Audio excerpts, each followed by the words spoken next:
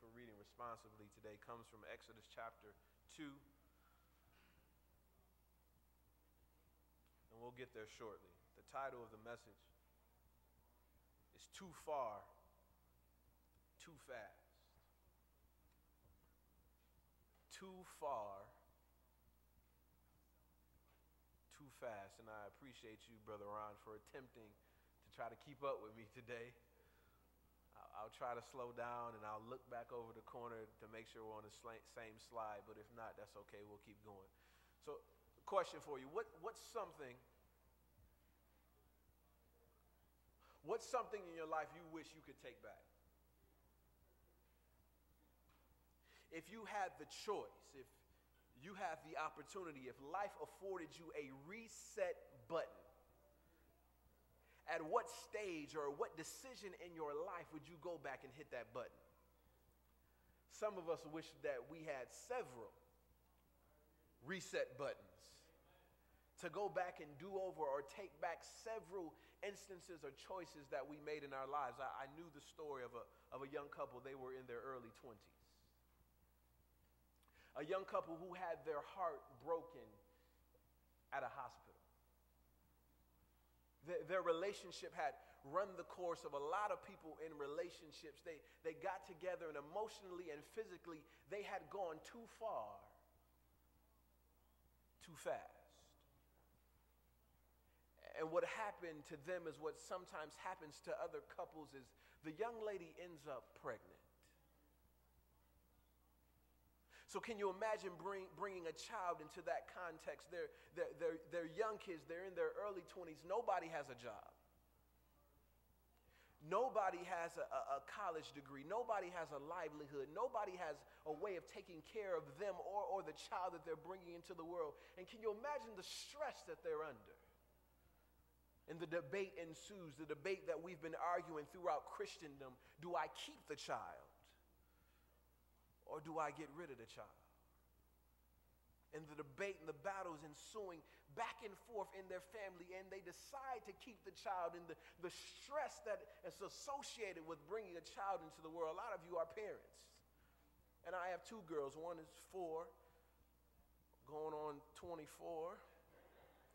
And one is 2, and the stress, and we're married, but the stress of bringing a child, and even in that context, is crazy enough.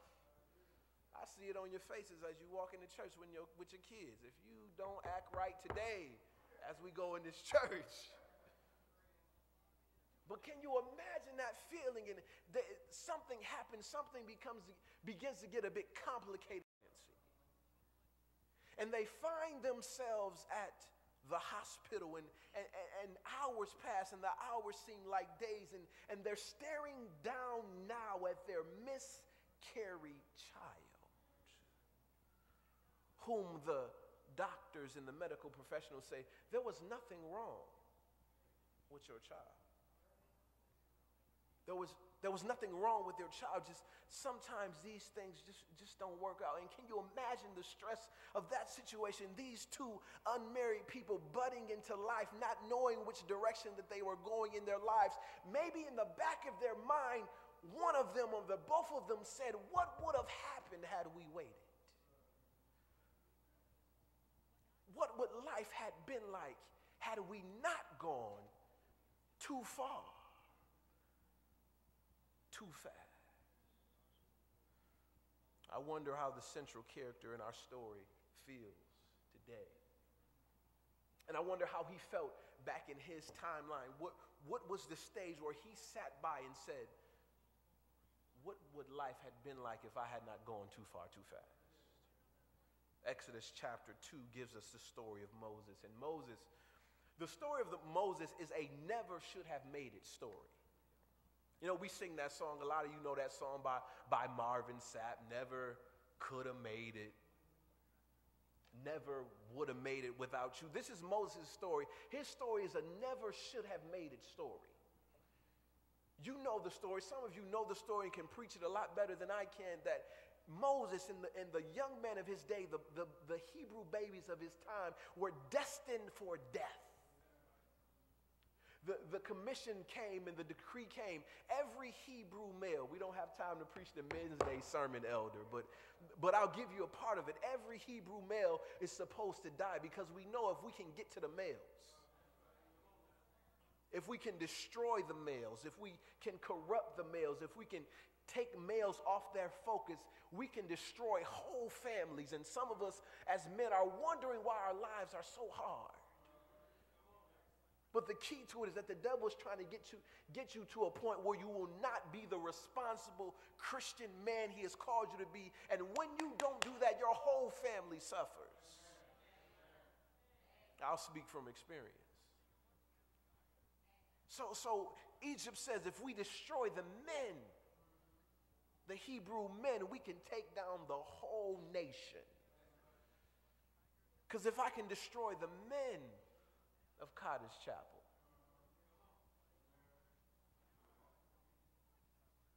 the church will have to fall.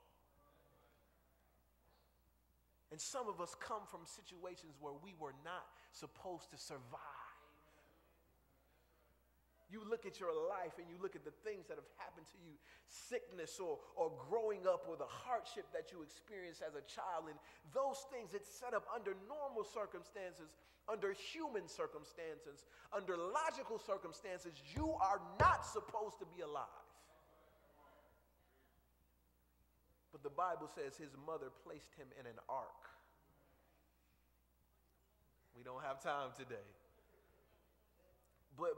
And covered it with pitch, with tar.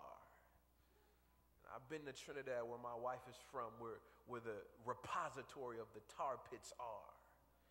Covered it in pitch and set it in the Nile River.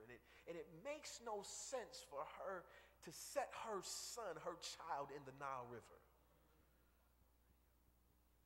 infested with animals. Who knows where the child will end up? But God has a way of taking circumstances that seem like they're supposed to kill you. Some of you know. He has a way of taking circumstances that look like they're supposed to kill you, and he has a way of forming and fashioning those things for your survival. So baby Moses doesn't have a name yet, but this child is found by Pharaoh's daughter. And his sister is there, and his sister creeps up and says, "Do you want me to find a nurse for this child?" So the mother who lost a child receives her child back with money to take care of the child. And she raises the child and teaches him the stories of Abraham and Isaac and Jacob. Teaches him the prophecy where God said to Abraham, for 400 years God's people will be enslaved, but there will come a day when they leave slavery, they'll be more prosperous than they were when they went in. He knows these stories before he gets to Egypt. And he never forgets where he came from. That's the danger with some of us. Sometimes we kind of get, something happens maybe in the halls of higher education. Something happens maybe if we move from place to place, or things that happen, we become culturally refined. And the temptation is to forget where we came from. So Moses is here and he is trained in Egypt. He is groomed for leadership in Egypt. He receives military training. Scholars say that he was an excellent public speaker, that when Moses walked into a room, he didn't have to say anything. Because we kind of do that as men. Ladies, you notice that when a bunch of men are in a room, there's a physiological jockeying for position that happens. And it's a gravitation. Who is instantly the most important man in the room? So when Moses walks into the room, there is no question that he is the most important person here, but then he never forgets where he came from. Even though he's cultured, and even though he's refined, and even though he's going to school, he has to wake up every day and see that his people are in slavery. And he thinks that because I've been trained a certain way, maybe I can do something. Because I can command an audience, maybe I can do something.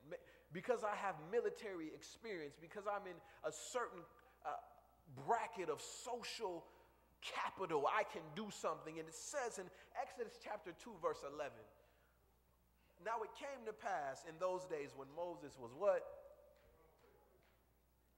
When Moses was grown. Somebody lied to us along the way. And they told us that getting older secures us or insulates us from doing stupid stuff. I say it to my kids now, when you get older, you'll understand. As if getting older automatically qualifies us to make smarter decisions. We get older and we say, man, and we say that as teenagers. When I get 16, when I get 18 and I go to college, I'll be able to do some things. I can't wait till I'm 21. I can't wait till I'm out of my parents' house. I can't wait till I graduate. I can't wait till I get a job. I can't wait till I have a family and can do some things and I'm not under these rules and restrictions. Not understanding that the rules and restrictions are there to keep you from making dumb decisions. To keep you from going too far, too fast. But Moses is grown. Scholars say that Moses is 40. Moses is fully grown. He's 40 years old. He's not a 21-year-old kid, as some people like to refer to 21-year-olds. He's not an 18-year-old high school graduate. He's not a 25-year-old. He's 40 years old. And it says at 40 years old, when he was grown, that he looked out at his brethren in their burdens. And he saw an Egyptian beating a Hebrew, one of his brethren. And he does what we do. He looked this way, and he looked that way. And when he saw no one, I'll interject this. There's no translation that I read that says this, but Pierre's translation. When he thought he saw nobody. When he thought nobody was looking. Isaiah tells us, woe to those who do their business in secret and say, who knows us, who sees us? When he thought nobody was looking, maybe he thought that because of the things that he could do and because of the clout that he had, that this was the time for him to do some stuff. And a lot of us need to realize that God has gifted us with stuff. He's gifted us with talents. He's gifted us with abilities. He's gifted us with skills. He's gifted us with resources. But none of those things matter if they don't connect with God's timeline. So a lot of situations, God says, oh, okay, I want you to do some stuff, but not yet. Something happens around, what's the age, Elder, Sister Irene, what's the age, medical professionals, what's the age for puberty?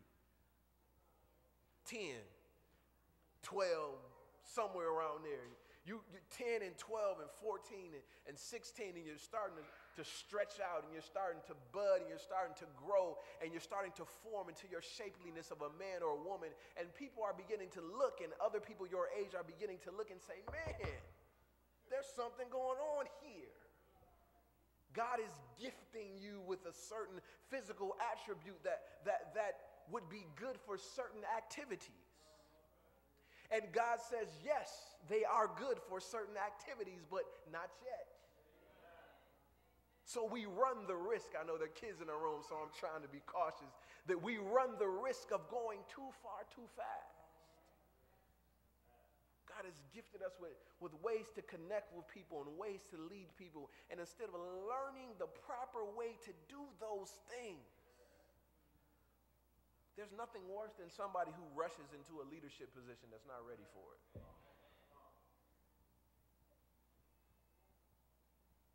So Moses is here. Look at the verse.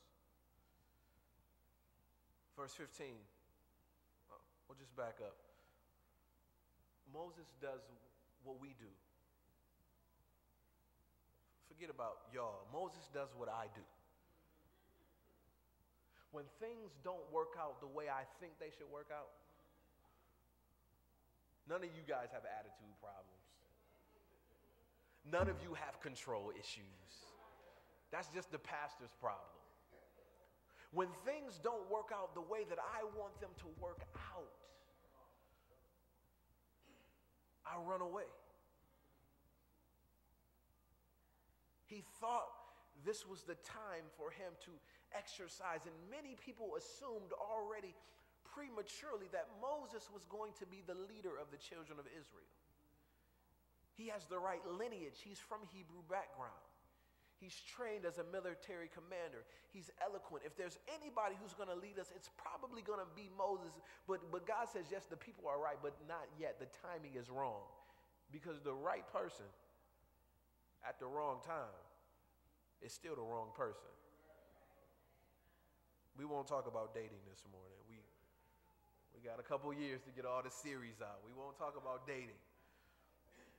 But when things don't work out the way that we think they should, anybody have that experience?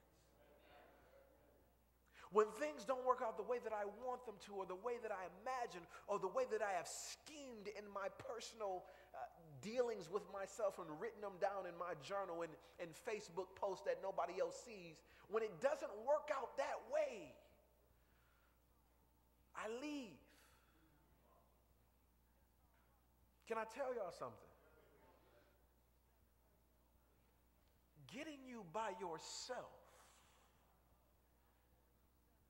is a tool of the devil.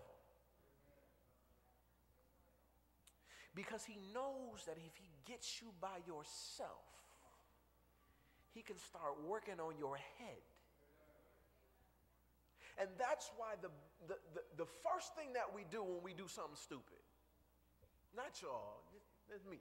The first thing that I want to do when I do something stupid is I want to stay away from church. That's the first thing I want to do.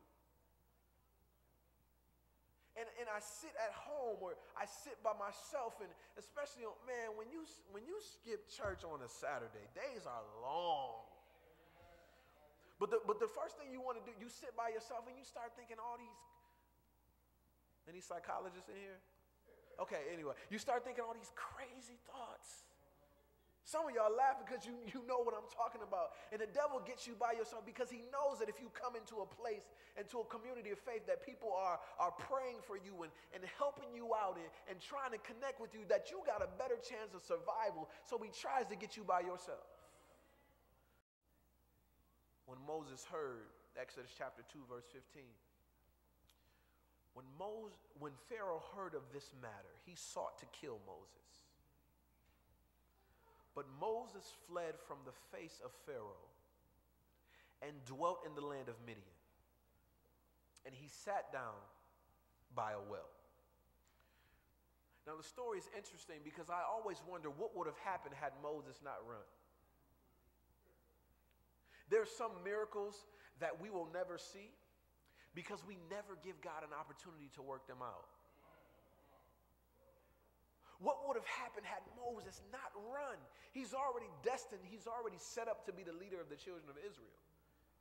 God has already trained him and there is no need for him to run. But he runs and he sits down by a well and he finds himself in Midian. He finds himself in the desert. He has gone from palaces.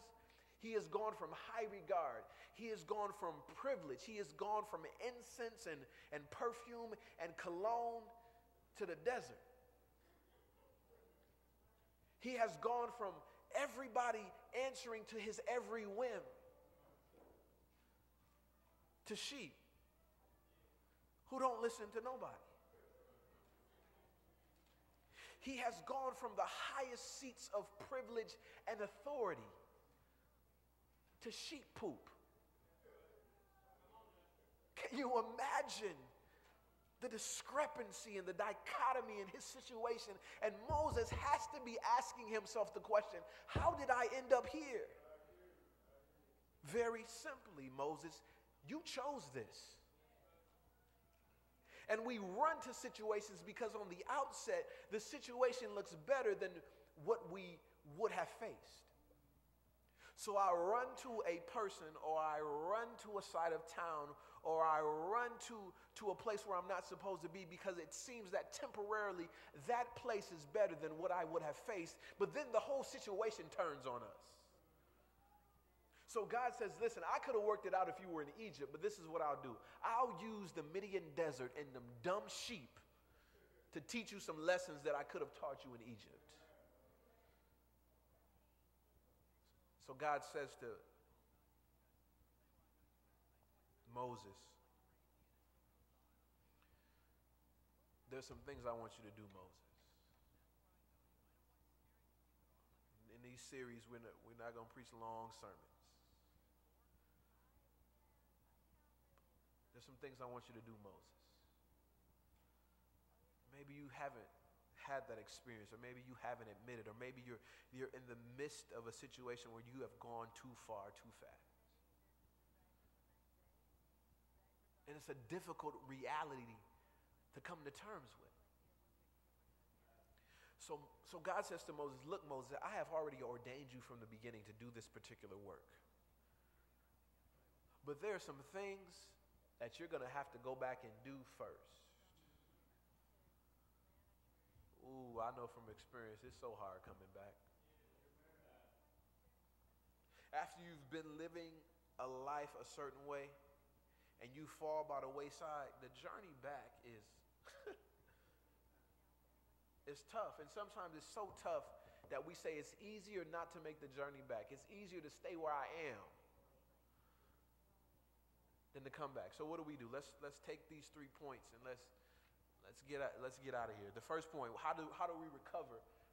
This is the point of the sermon, giving us actionable, practical things that we can do. How do we recover from going too far, too fast?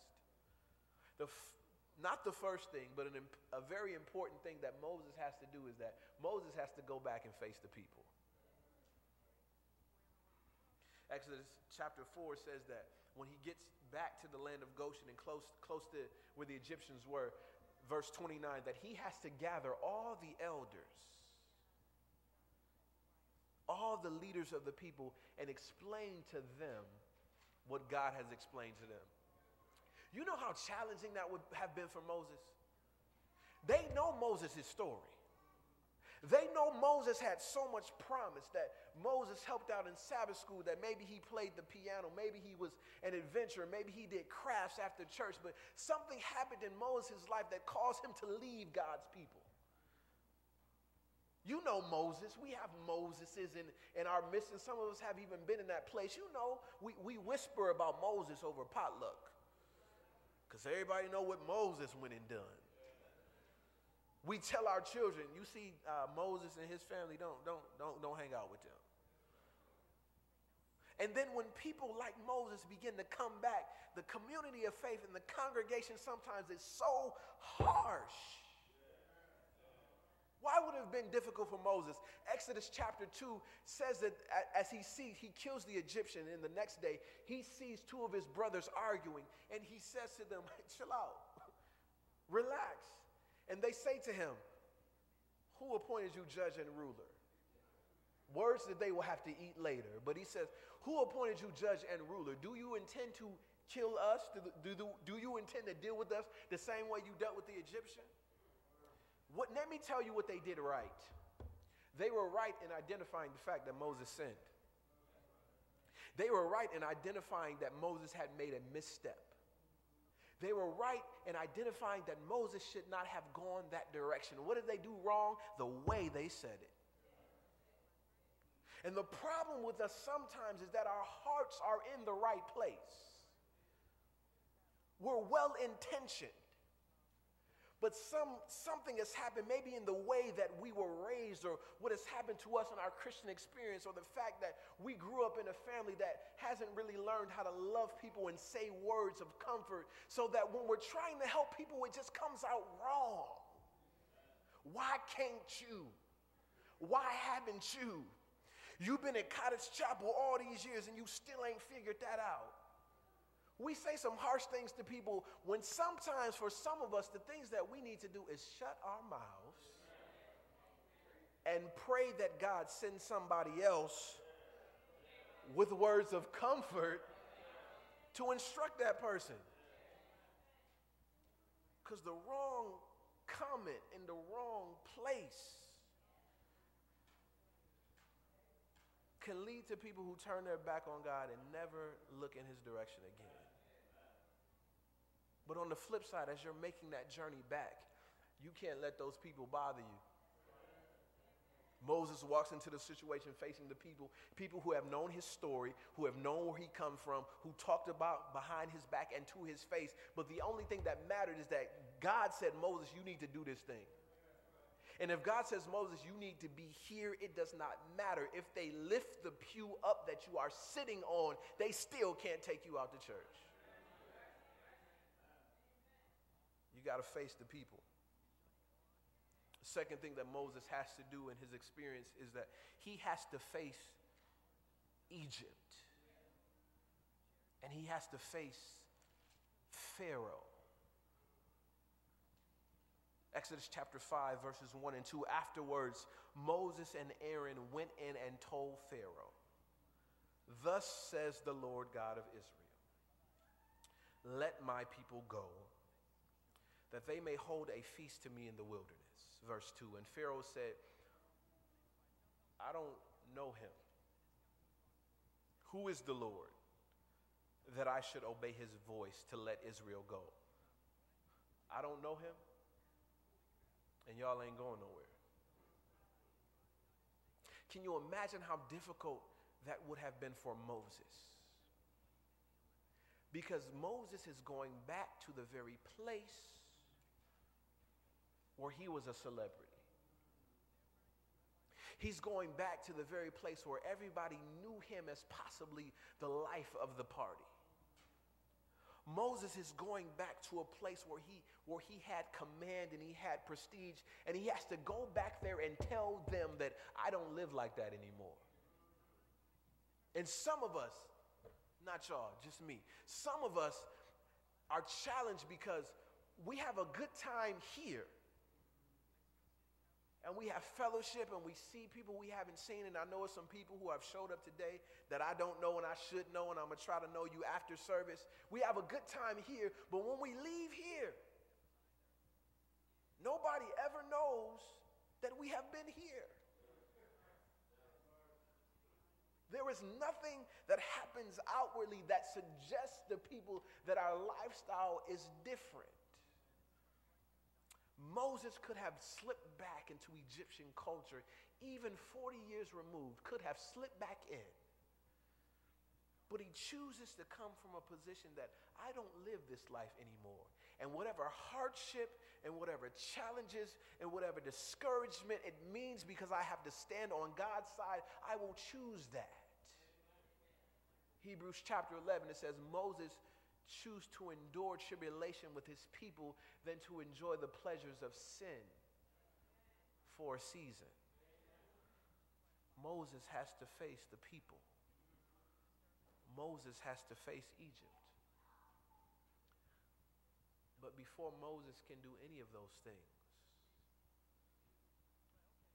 he has to come face to face with God. Exodus chapter 3. Now Moses was tending the flock of Jethro, his father-in-law, priest of Midian. And as he led the flock to the back of the desert and came to Horeb, the mountain of God, the angel of the Lord appeared to him in a flame of fire from the midst of a bush. And he looked, and behold, the bush was burning with fire, but it was not consumed. So Moses said, I need to figure out what's wrong here. I need to figure out why the bush is burning, but it's not burnt up, why it is not consumed. I will turn aside and see this great sight. So when the Lord saw that he turned aside to look,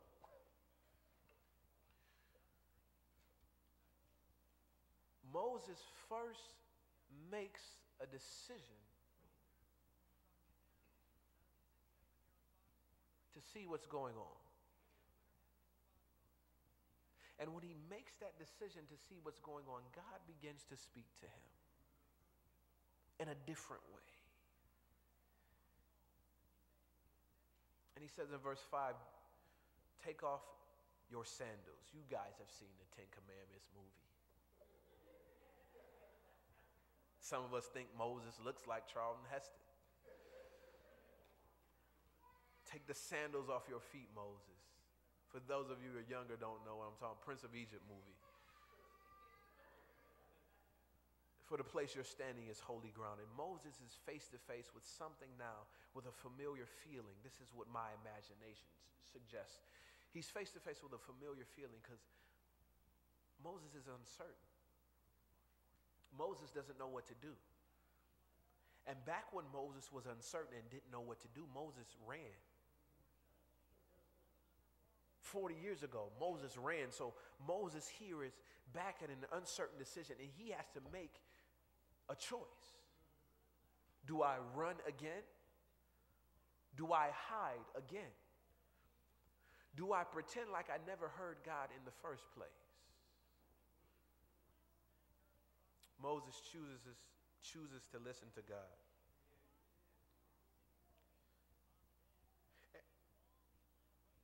And I know the journey back for Moses was difficult. The journey back of facing the people was difficult. Because some of us have been there. Well, as we get older, maybe we don't always let it in what our story used to be. And I'll remind you what I reminded you on our first Sabbath together, that there are some things that people in church are dealing with that they will never get over until you share with them how you dealt with the same thing and God delivered you. Facing the people can be rough. Because in this place, we don't always know how to treat each other. We're still trying to figure this thing out.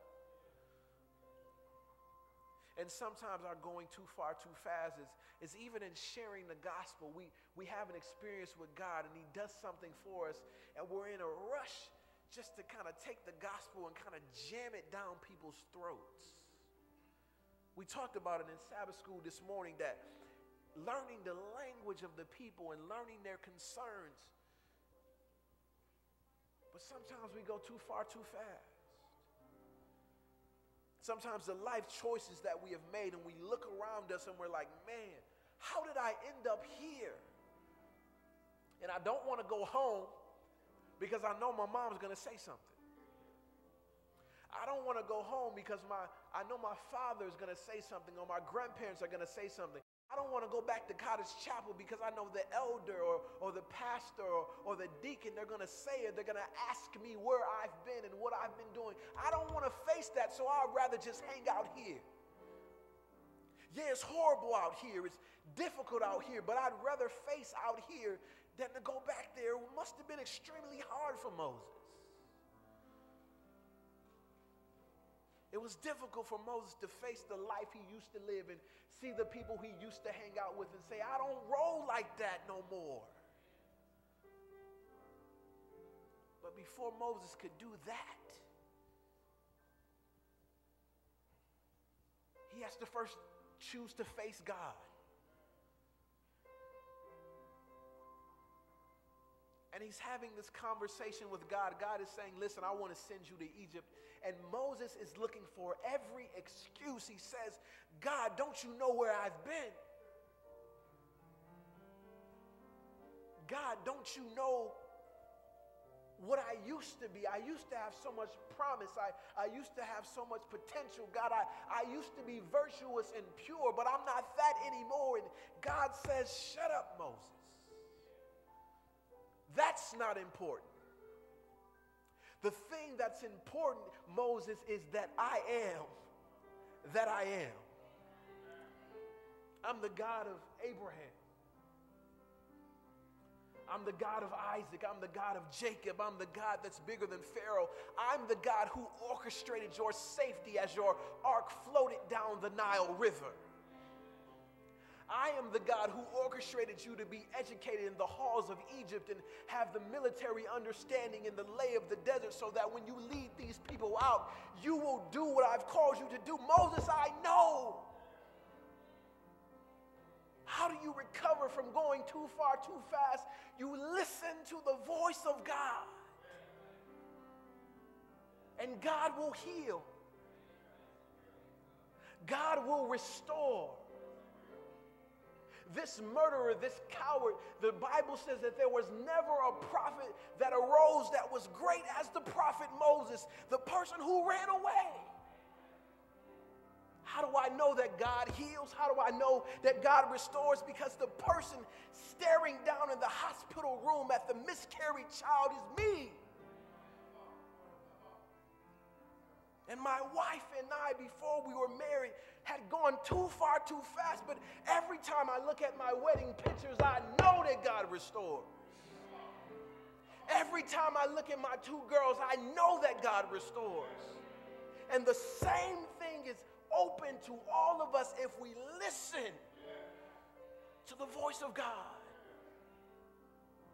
Who's in that situation this morning? You have been in a place where you know you shouldn't be.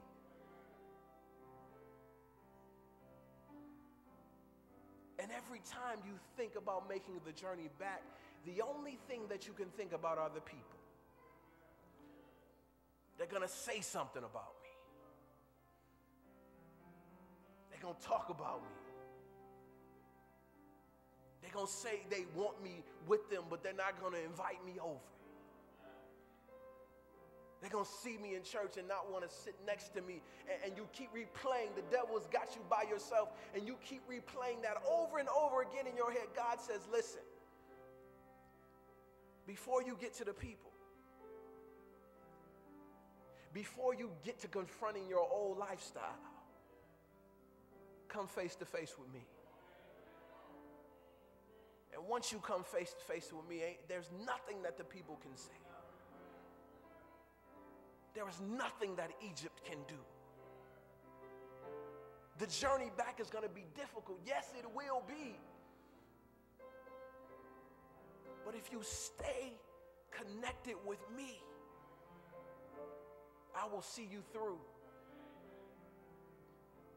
And the thing that I ordained you in the beginning to do, you will see the fulfillment of it in your life.